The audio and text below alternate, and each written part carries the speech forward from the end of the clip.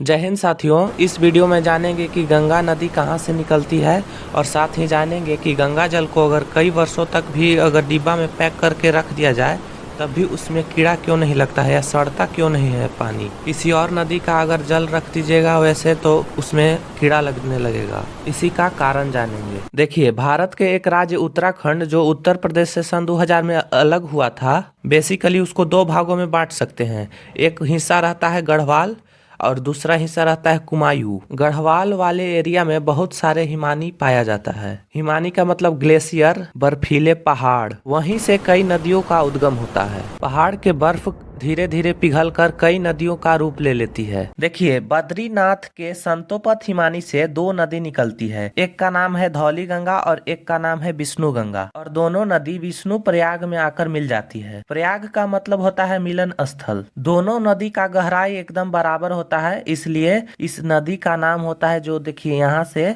इधर तक गया है ना, इसका नाम अलकनंदा पड़ जाता है। अलकनंदा नदी जब आगे बढ़ता है तो उधर से नंदाकिनी नदी आनकर मिल जाती है। इसको नंद प्रयाग कहते हैं, क्योंकि नंदाकिनी नदी आनकर मिला तो उसको नंद प्रयाग बोलते हैं। नंदाकिनी नदी कम गहरी है, इसलिए इसका आगे का नाम भी अलकनंदा ही रहता है। और उधर से आकर फिर मिलती है पिंडरा नदी। पिंडरा नदी जहाँ पर मिलती है उसको कर्ण प्रयाग बोलते हैं। ये भी कम गहरा नदी रहता है, इसलिए आगे भी नाम इसका अलकनंदा ही रहता है। और उधर से मंदाकिनी नदी आकर रुद्रप्रयाग में मिलती है। मंदाकिनी नदी भी कम गहरी होती है, इसलिए आगे भी इसका नाम अलकनंदा नदी ही रहती है। इसके बाद उत्तर काशी के गंगोत्री से एक भागीरथी नाम के नदी निकलती है। भागीरथी नदी के बीच में ही एक भिलांगना नदी आकर मिल जाती है। ये दोनों नदी आगे बढ़कर देवप्रयाग में मिलती है, वहीं से इसका नाम गंगा नदी पड़ जाता है। देखा जाए तो गंगा नदी कहीं से निकलती ही नहीं है, ये इतना सारा नदी को मिलाकर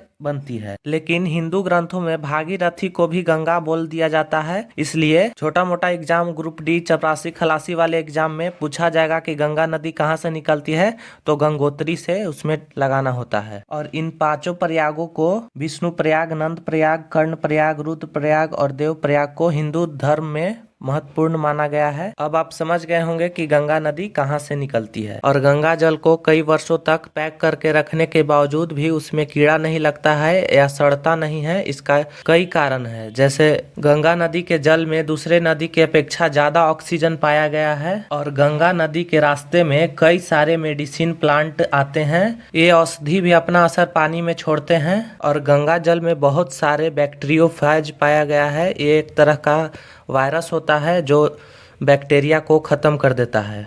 इस वीडियो में इतना ही। जय हिंद।